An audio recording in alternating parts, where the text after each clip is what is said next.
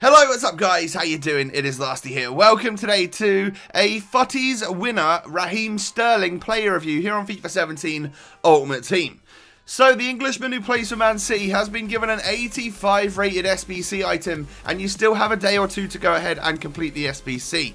So he's got 96 pace, 92 dribbling and 82 shooting. He's 5'7" with the high medium work rates, right footed on that left hand side, which could be an issue considering he's only got a 2-star weak foot, but he does have the 4-star skills to be able to chop and spin inside.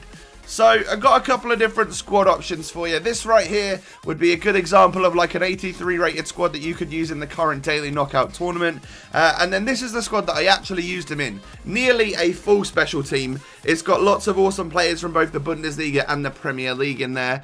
Including a lot of like end of an era players such as Xabi Alonso and Lahm, as well as the premium SBC David Luiz. Sterling plays at left forward in both of these squads.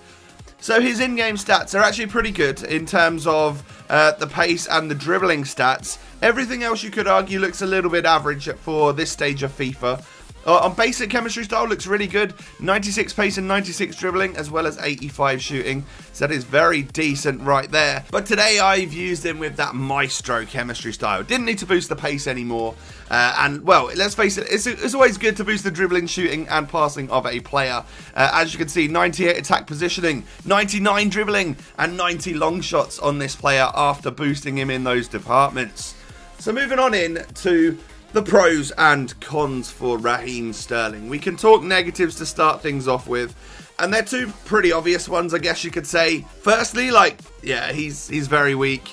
I didn't notice that even with like 70s in the strength, like sometimes you can win the odd physical battle, but Sterling's just really not gonna do that.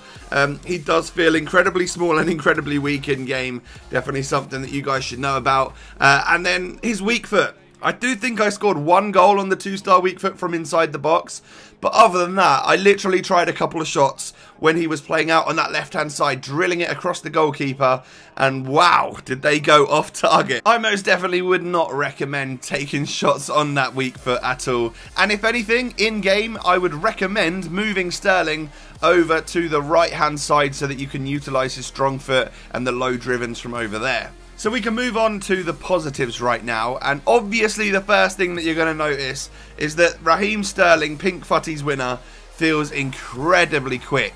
For some reason, even though he's only got, like, well, not only, even though he's got 96 pace, I just genuinely feel like he feels like a top pace, 99 pace, quickest player I've used kind of player. He's super quick, and his acceleration is very, very good. His sprint speed a little bit lacking compared to that acceleration. But of course, when you pull away from a defender, you're going to stay quick enough to they're not going to catch you up, is what I'm trying to get at here. He also possesses the combo, which we talk about quite often on this channel. He's obviously got the fantastic sprint speed and acceleration, as well as great ball control and amazing dribbling, and more importantly, awesome agility and balance. Those things combined together make one very tricky player to defend against, and because he's pretty small and has that low center of gravity, well, Sterling is not the easiest player to get the ball off. He can weave. Doing that LTRT dribbling is really fun with Sterling. I noticed that it feels super quick and you are able to change direction so very well with this player. Like, defenders don't even know you've gone and you're already 2 steps away from them. And what aids this is the fact that Sterling's actually really well positioned on this game.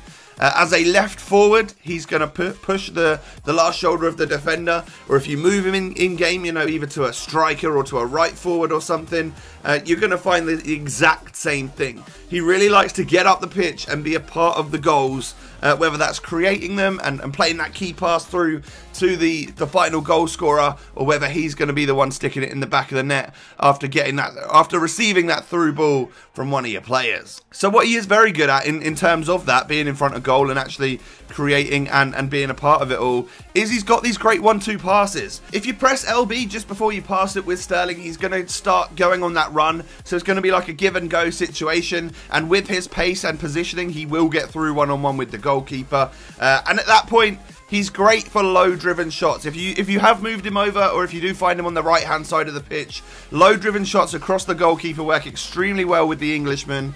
And that leads me on to the final positive. Being English in the Premier League, that's an incredibly strong league and nation combo. So, of course, you're going to be able to dump him into a really strong Premier League side or hybrid him up with some very strong players around him. So you're always going to have a nice team around this Sterling.